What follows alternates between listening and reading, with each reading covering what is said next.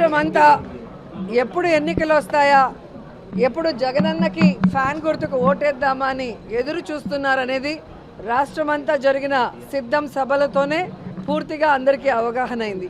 ఎందుకంటే ఆ సభల్లో మీరు చూస్తే కార్యకర్తలే కాదు, ప్రజలు కూడా, లబ్ధిదారులు కూడా ఏ విధంగా స్టార్ క్యాంపెయినర్లుగా ప్రతి నియోజకవర్గం నుంచి ఈరోజు లక్షలాది మంది వచ్చి జగనన్నతో మేమున్నాం, మేము మీ వెనుక సిద్ధంగా ఉన్నామని చెబుతుంటే నిజంగా చాలా హ్యాపీగా ఉంది.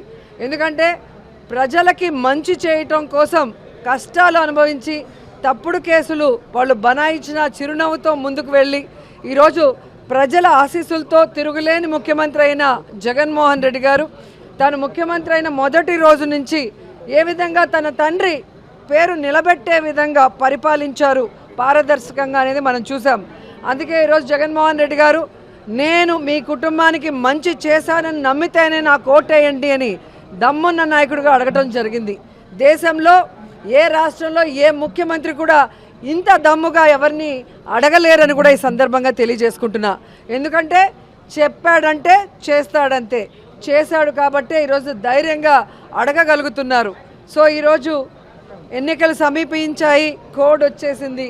సో జగన్మోహన్ రెడ్డి గారు 27వ తేదీ ఇడుపులపాయలో రాజశేఖర్ రెడ్డి గారికి నివాళులు అర్పించి ఆయన ఆశీస్సులతో మరి బస్సు యాత్ర స్టార్ట్ చేయబోతున్నారు.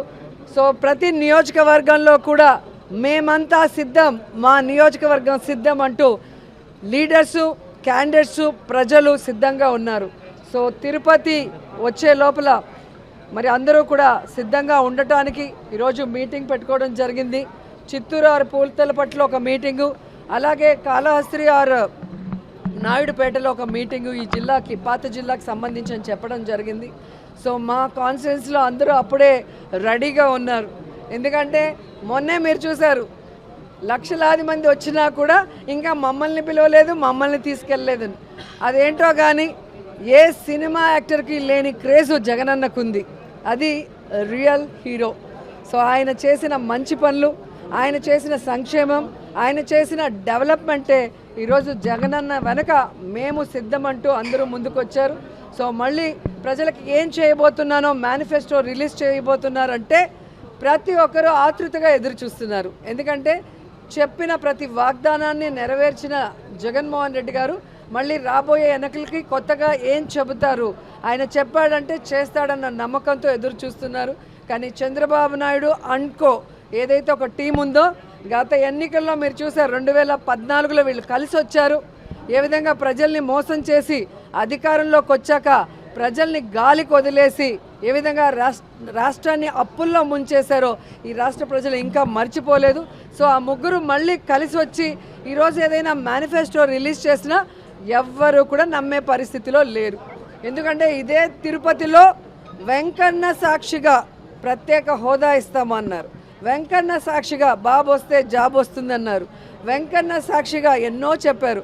ఆ వెంకన్నకే ఈరోజు శటగోపం పెట్టాలన్న ప్రయత్నం చేస్తున్న వీళ్ళకి ఖచ్చితంగా వెంకన్న బుద్ధి చెప్తారు అని కూడా ఈ సందర్భంగా తెలియజేసుకుంటున్నా.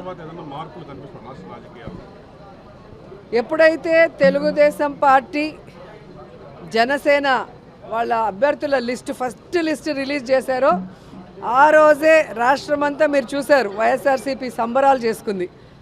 అంత ఏమంటారో అంత పేలవంగా ఒక candidate list Telugu Desam, Janasena release చేయడం జరిగింది.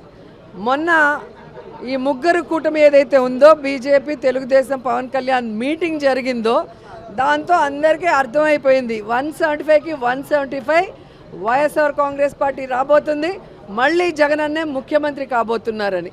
ఎందుకంటే ఈరోజు ఈ మీటింగ్కి బీజేపీ వాళ్ళు, జనసేన వాళ్ళు అందరూ కూడా బాయ్కాట్ చేశారు. అండ్ సీనియర్ మోస్ట్ లీడర్స్ ఎవరైతే తెలుగుదేశం పార్టీకి పనిచేశారో వాళ్ళు కూడా ఈరోజు సీట్ల పంపకాల్లో ఎంత దూరంగా ఉన్నారో మీరు చూస్తున్నారు. అంటే వేరే వాళ్ళు సీట్ ఏదైనా మారిస్తే దాన్ని ఎంత పెద్ద తప్పుగా చూపించిన చంద్రబాబు నాయుడు ఈరోజు ఏం సమాధానం చెప్తాడు?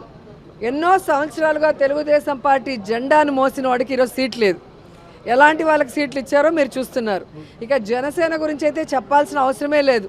24 సీట్లు అన్నాడు, గాయత్రి మంత్రం అన్నాడు, అశోక చక్రంలో ఊచలు అన్నాడు. ఇప్పుడు 21కి ఇంకా త్రివిక్రమరావు డైలాగ్ రాసిచ్చినట్లేడు, అది చెప్పట్లేదు.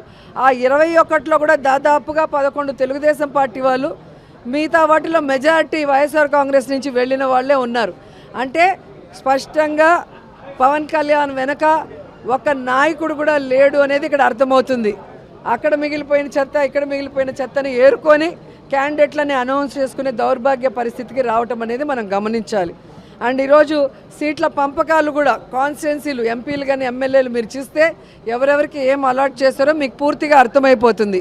చంద్రబాబు నాయుడు బీజేపీని, జనసేనను మోసం చెయ్యాలి అన్న ఆలోచనతో సీట్ల పంపకాలు ఎలా చేశాడు, ఆ సీట్లలో కూడా తన అభ్యర్థుల్ని ఎలా పంపించి పెట్టుకున్నాడో చూశారు. కాబట్టి ఒకరికి ఒకరు పడక మొత్తం ఆ కూటమి అంతా జీరో అవుతుంది.